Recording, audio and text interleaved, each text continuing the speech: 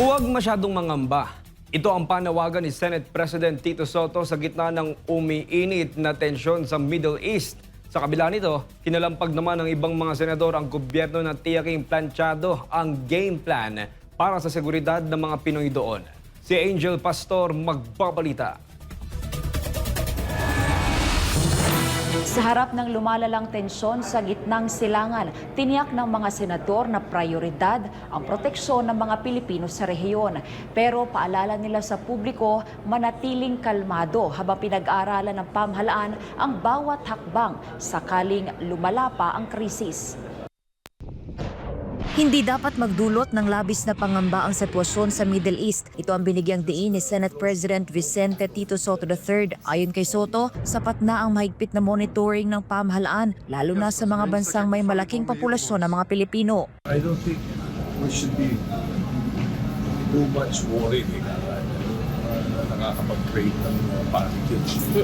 So just close monitoring on the departments, especially sa lugar ng ating mga babae. Bukod sa presyo ng langis, sinalakay din ang usaping pangseguridad dahil sa mga EDCA sites sa Pilipinas. Pero ayon kay Soto, malayo ang Pilipinas sa sentro ng gulo at walang direktang alitan ng bansa sa Iran. Hindi naman siguro, medyo malayo naman tayo. Wala naman siguro tayo wala tayong masamang pinapay sa Iran. So, hopefully na. Kaugnay ng mga panawagang repasuhin ng mga kasunduan ng Pilipinas sa Estados Unidos, kabilang ang Visiting Forces Agreement o VFA at iba pang defense agreements, sinabi ni Soto na matagal na itong pinag-uusapan kahit bago pa man ang kasalukuyang tensyon. Medyo may kalayo naman tayo sa kanila kung dating niya sa party niya. But then again, talaga naman we are reviewing already the possibility of the VFA, di ba? Or iba pang kasunduan natin.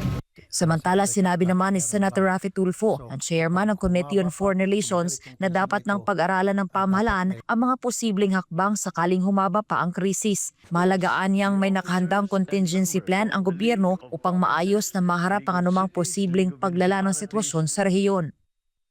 Kapag humaba pa, tumagal itong tensyon na ito, dapat ngayon pa lamang meron ng plano yung ating gobyerno o game plan, so to speak, kung paano i-approach yung situation kapag naging tense na talaga.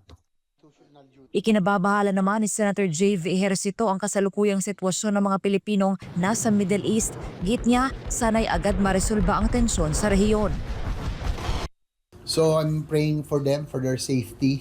Sana syempre nakapag-alala na hopefully it's not the third world war. Sana magkaroon ng sana ma-resolve kaagad to peacefully. Syempre nalulungkot tayo na may isang casualty na tayo, na isang Filipina OFW. Sana hindi na ito magdagdagan. Samantala, naghain naman itong Lunes si Senador Dante Marcoleta ng resolusyon na nag-aata sa Senate Committee on Foreign Relations na magsagawa ng investigasyon in aid of legislation. Hinggil ito sa kalagayan, kaligtasan at kapakanan ng mga Pilipino sa mga bansa sa gitnang silangan sa gitna ng tumitinding tensyon sa rehiyon, gayon din sa mga hakbang na isinasagawa para sa kanilang proteksyon. Para sa Diyos at Pilipinas kong mahal, Angel Pastor, SMNI News.